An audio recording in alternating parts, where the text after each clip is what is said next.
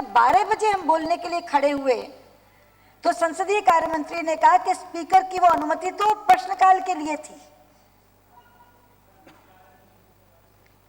यानी जब हम प्रश्नकाल में खड़े हों तो वो ये कहें कि आप 12 बजे बोलिए, 11 बजे नहीं बोल सकते, और जब 12 बजे खड़े हो तो कहें कि स्पीकर की वो अनुमति तो प्रश्नकाल के लिए थी और प्रश्नकाल खत्म हो गया है। ये रवैया सदन में मंत्रियों का, और वो भी संसदीय कार्य मंत्री का। ये सरकार अपना संतुलन खो चुकी है मित्रों, और बार बार इस असंतुलन को प्रदर्शित करती है। रामदेव जी के प्रकरण में यह असंतुलन सामने आया। जब सरकार ने एयरपोर्ट पर अपने प्रतिनिधि भेजे तो भेजे मंत्री 4,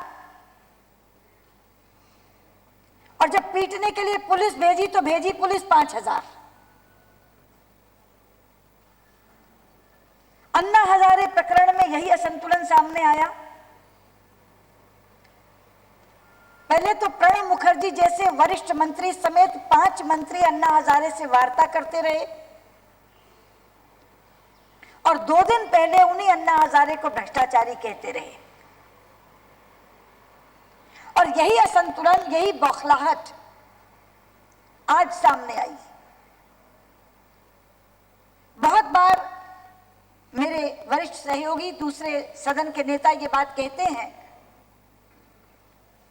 कि दिल्ली में आकर के अलगाववादी अपनी बात कहकर चले जाते हैं, पुलिस क्यों नहीं करती, लेकिन कोई भगवा साधु आ जाए, कोई टोपी वाला गांधीवादी आ जाए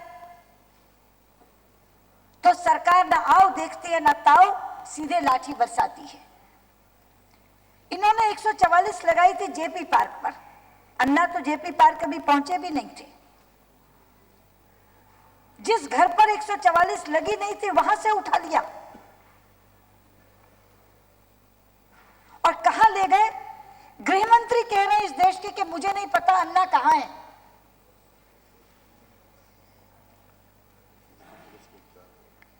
ये सरकार बौखला चुकी है।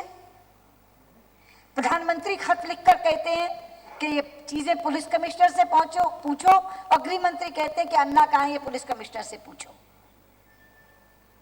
सरकार मंत्री या प्रधानमंत्री नहीं चला रहे हैं, पुलिस चला रही है। आज इसके विरोध में सदन की कार्यवाही बाधित हुई है। उसके बाद आज मेरे चेंबर में हमने विपक्षी दलों की बैठक बुलाई थी। बीजेडी से हमारा संपर्क नहीं हो पाया था, लेकिन जिनसे संपर्क हो पाया था उनमें से दोनों लेफ्ट पार्टियां, सीपीआई और सीपीएम के नेता, सीपीआई से गुरदास दास गुप्ता और डी राजा, दोनों सदनों के उनके फ्लोर लीडर्स आए थे। सीपीएम से सीताराम येचुरी और इधर से उनके चीफ विप रामचंद्र डोम आए थे। टीडीपी से मैसूरा रेड्डी आए थे। नागेश्वर राव से मेरी बात हुई थी, वो हैदराबाद में थे। सपा से शैलेंद्र कुमार आए थे। आरजेडी से रघुवंश बाबू आए थे, और हमारे एनडीए के सभी घटक दल, शरद यादव जी, अरसुल, सब आए थे। एडीएम के नहीं आ पाए। मेरी बात हुई थी थम्बी दुरई जी से, वो उस समय जा चुके थे तमिलनाडु भवन, और उन्होंने कहा कि इस समय आना संभव नहीं हो पाएगा। जी, बसपा से मेरी दारा सिंह चौहान जी से बात हुई थी, तो उन्होंने कहा था कि वो बहन जी से बात करने के बाद ही आ पाएंगे, और तब तक बात में 1:45 बज चुके थे, शायद उनकी बात तब तक नहीं हो पाई थी। वहां बैठकर हम लोगों ने ये तय किया है कि जो कुछ देश में घट रहा है उस पर हमें प्रधानमंत्री का बयान चाहिए।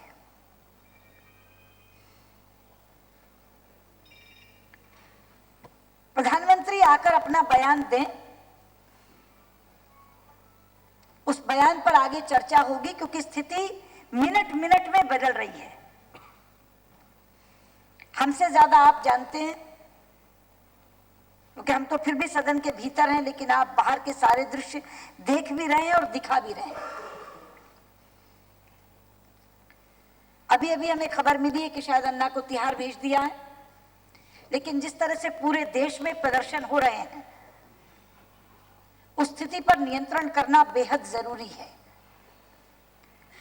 इसलिए और किसी का बयान नहीं चलेगा, प्रधानमंत्री को आकर के दोनों सदनों में बयान देना होगा और उस बयान के बाद चर्चा होगी।